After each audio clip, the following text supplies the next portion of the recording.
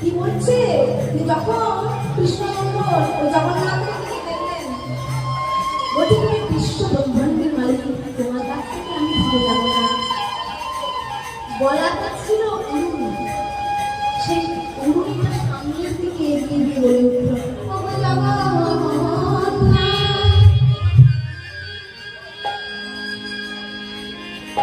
আমি তোমার কাছে কি চাই জানো? একটা কৃষ্ণ ভক্ত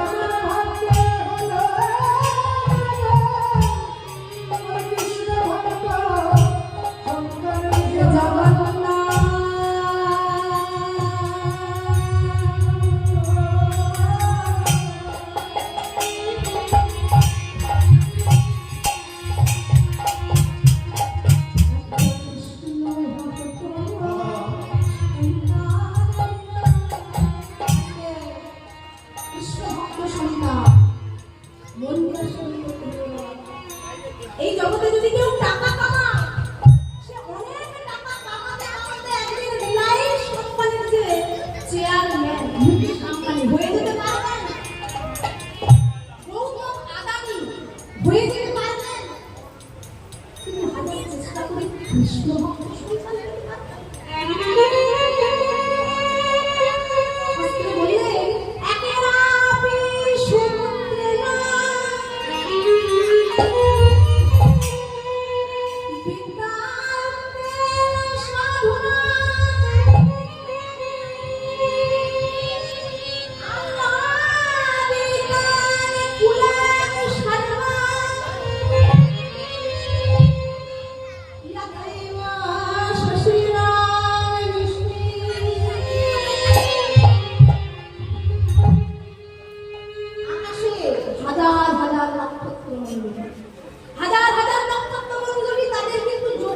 সংসার করতে পারবেন।